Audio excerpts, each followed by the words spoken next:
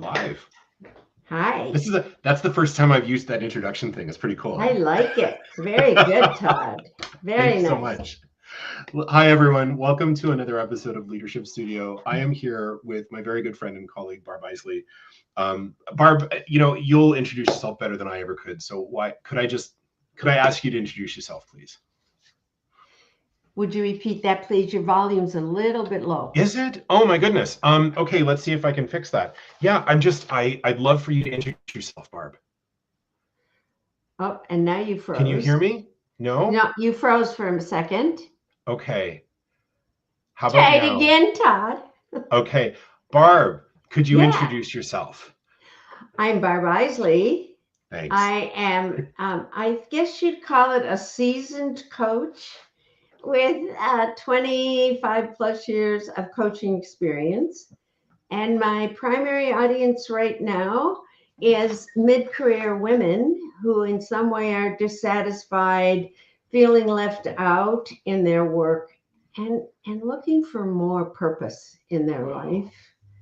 So that's at this point in time, the other one is I mentor coaches looking for greater mentoring to improve themselves as coaches.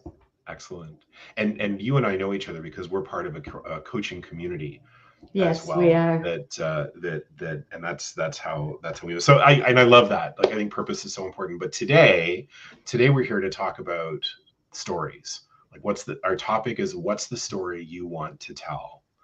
And we had some great conversations before the cameras started rolling. So I'm wondering if you want to sort of start us off. Like, what do we even mean when we say story, Barb? Well, stories are really fun, and stories can really move us forward, and stories can limit our possibilities. Okay, so story is something that we've created since we were very young, and it was done to make sense of the world.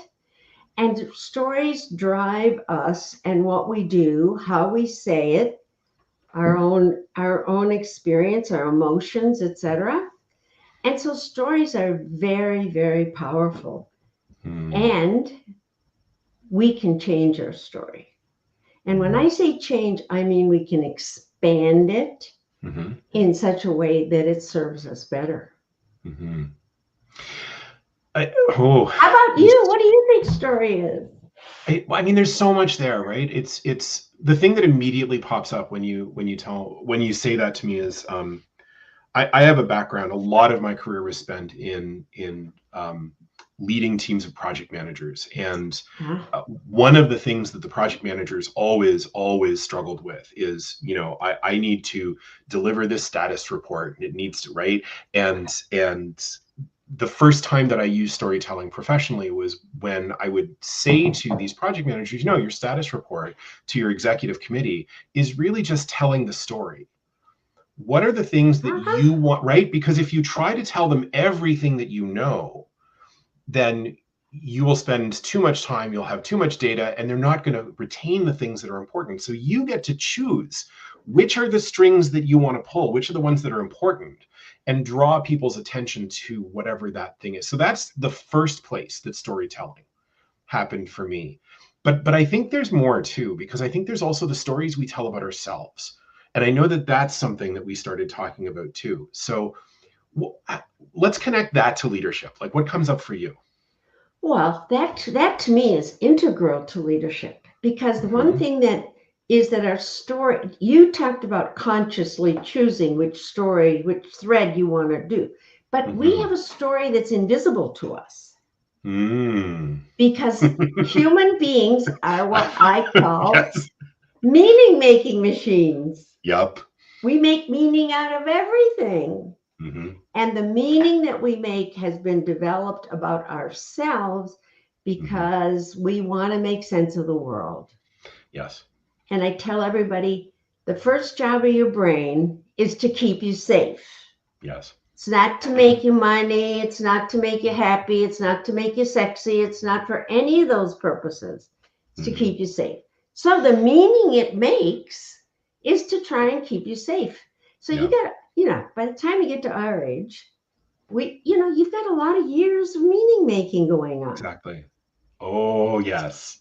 So as a leader, I Hmm. walk in, I have this story that I don't live it as a story. I live it like this is true about me, and Hmm. it's true about the world, and it's true about other people. Now, Right. that's just three examples. There's a lot more, but in Right. this conversation, those would be the three.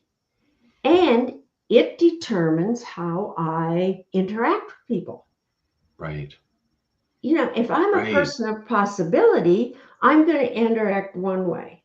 If I'm Hmm. a person with get these results done, Hmm. I'm going to have another one. Hmm. And I got to tell you, I was the latter for many years when I was a manager. Hmm. And That's it's resonant. not, please. Yep.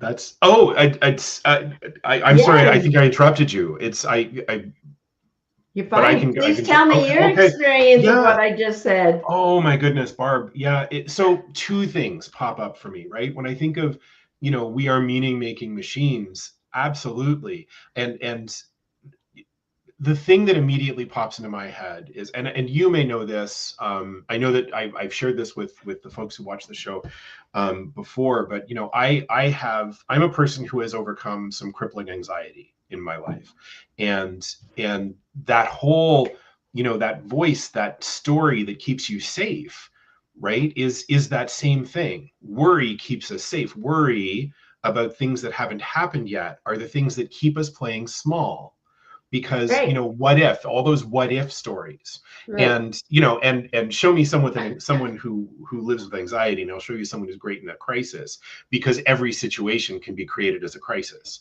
Yes. So that's the I, first I, thing. I can relate, by the way. It's and so many of us can. I think that's the thing, so many of us can.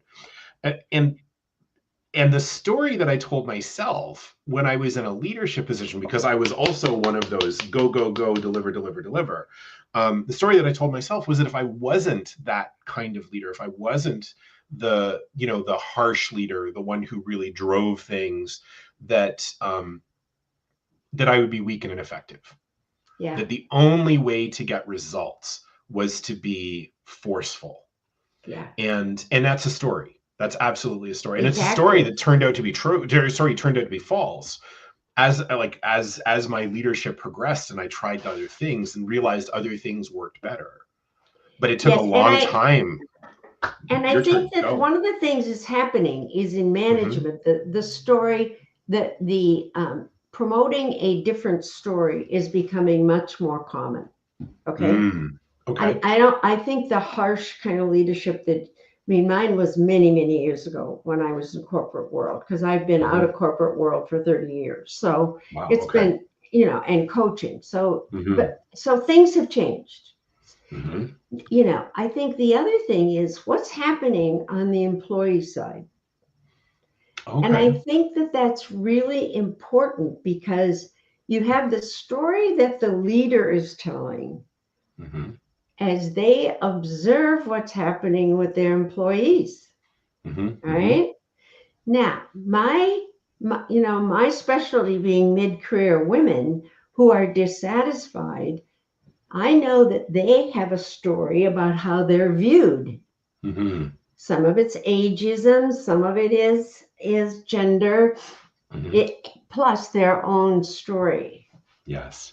right? Now, the other thing I think we have to be careful of here is that there's a cultural story. So Yes. organizations have a story, Yes. Yes. okay? Like a And way of those, being within the organization. Is that yes, like okay? Okay. yeah. I mean, this. I mean, just like we have a story about whether things are fair, whether things are going our way, etc. Hmm. There's a corporate perspective. So the other way to Hmm. think about stories is that it gives us our perspective on things. Hmm. It's like a lens. When I do a workshop, I've got about 4 pair of glasses that I put on, one over top of another, right? Excellent. Yeah. As a way of talking about the layers of perspective that we bring to every situation. And Mm. we don't know that we have 4 pair of glasses on, or probably more like 10 or 12, Hmm. right? And so the employee is responding to their story of, it's not fair, I'm being overlooked, I'm not earning enough money, Hmm. etc. I'm not appreciated, all of those Hmm. kinds of things, right? And they're Hmm. interacting with another story coming at them from the leader and the culture, Yeah. right? Oh, that's so like there's so much richness in that too, because I think the what pops up for me immediately when you say that Yeah, please. is that it's not even that it's bad that I might be wearing, 4 or 5 or 10 different pairs of glasses. Where I could get tripped up is being unaware of those different pairs of glasses, Yes, right? And treating sort of whatever the story is that my meaning making machine creates as the absolute 100% only true truth. yeah, right, And where really it's merely the way that I am experiencing whatever it is that's going on exactly. based on whatever my lived experience happens to be. So the thing, like the word that pops up for me is identity, because all of those things, like my experiences, the things that I've done, the life that I've lived at work and at home and in all the other places, that makes up how I perceive the situations that I find myself in. And Exactly. that's the creation of that story. Exactly. Exactly. And so, Todd, you work with leaders. Hmm. As a leader, what do you see happening with those stories that aren't serving? Okay, now, because if the story serves us, keep it by all means, but Hmm. still be aware it's a story. Yeah, The awareness is number one, but what do you see as a it's interesting because the people that I work with tend to be, again, in that situation. The way that I describe it is you've found that place or you're at that job that says success on the game board, and then you get there and it just doesn't feel like success. It doesn't feel like it was supposed to, right? yeah, Because I've got the money, I've got the job, I've got the car, I've got the country club membership, I've got whatever it is that comes with that thing called success. But what I don't have is happiness and fulfillment. And and and the stories that go into that creation are very much about, well, this is what I was supposed to do. mhm, I did all the things that I was supposed to do to mhm, get to that place that was supposed to be, let's call it happiness. And it's not that there aren't great things in that place, but if happiness isn't measured by the things that are in that place, yeah. then you'll be disappointed. And I think it's that story or that assumption, if you will, because that's the other thing that's popping up is a lot of these stories are filled with assumptions, aren't they? Oh, they all are. They Yeah. all are. Here's And the thing I hear from in what you're saying, sure. and see if this resonates with your Hmm. work, is that resentment is probably the number one emotion, and then I'm going to say mood, and I distinguish the two. There's a Okay. distinction for me in the two, Hmm. but resentment is very, very prevalent in workplaces.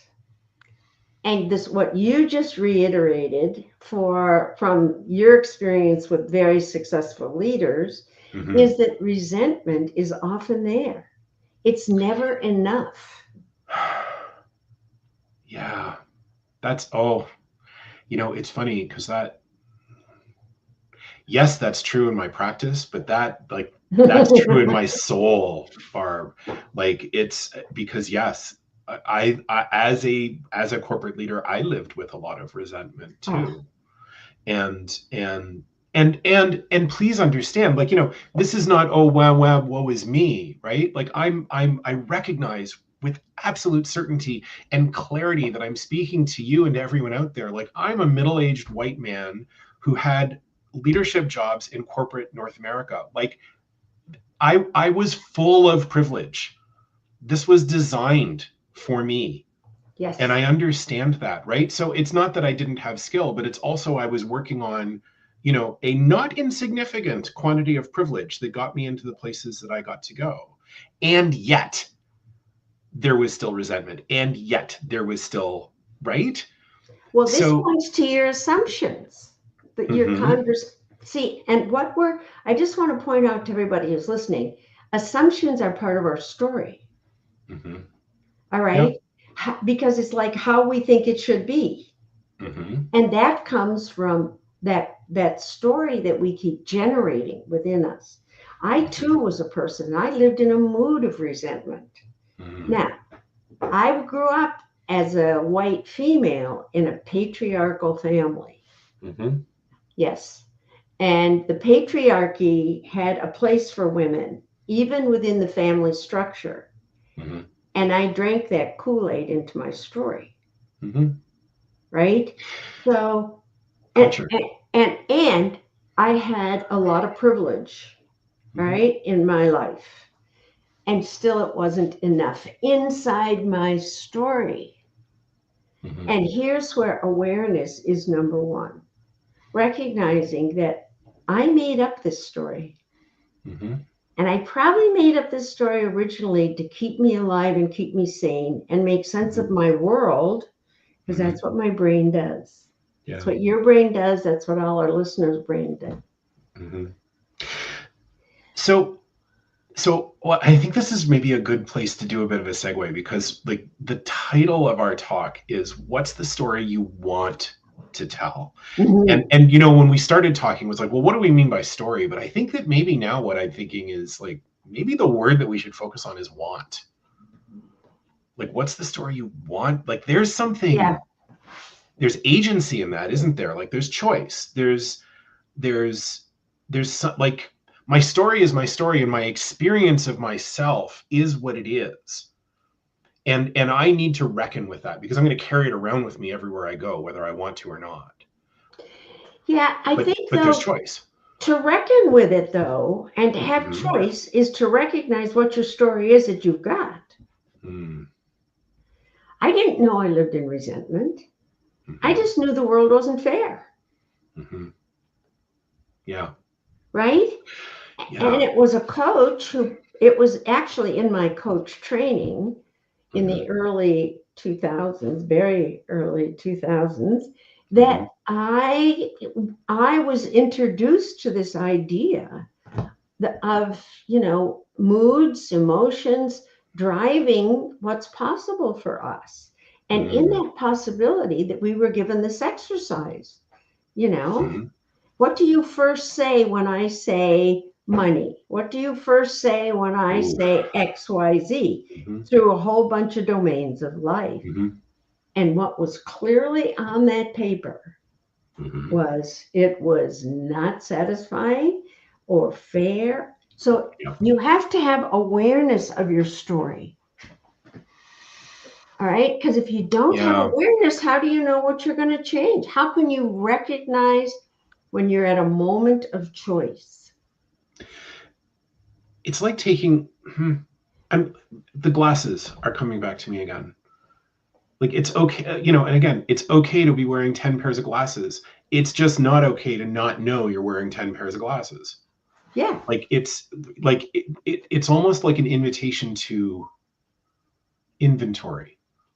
Oh, yeah. Personal inventory? Yeah. Mm. And You I got to know? tell you, we don't do a very good job of that on our own.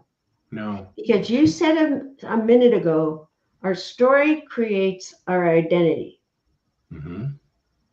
When you threaten your identity, Oh, you that's put up your dukes. Absolutely. But what's so cool about what you just said is that so much that does threaten our identity doesn't have to. that's right. It's our story. Yeah.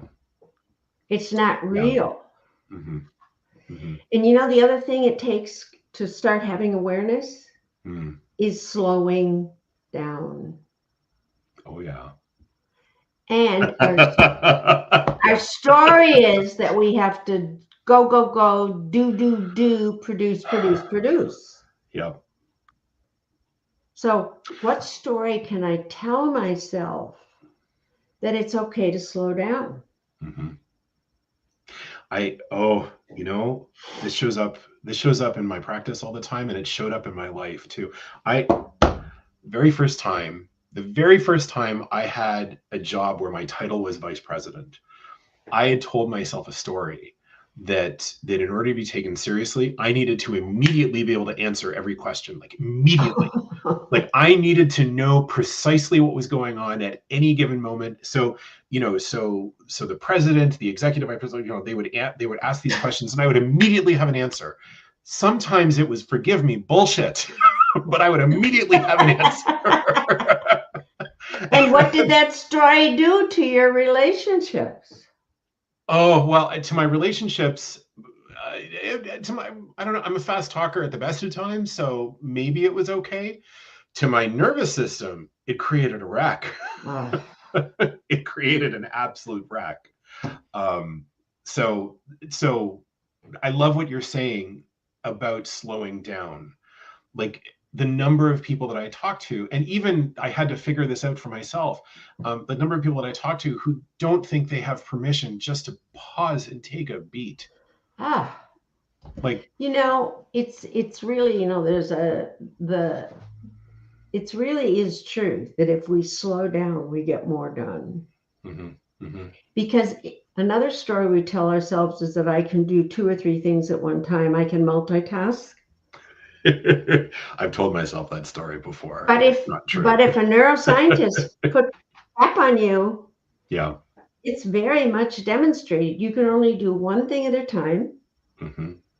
And when you shift from one task to another, it takes time for your brain to catch up with the fact that you turned your body and you're now looking at this task over here. And exactly.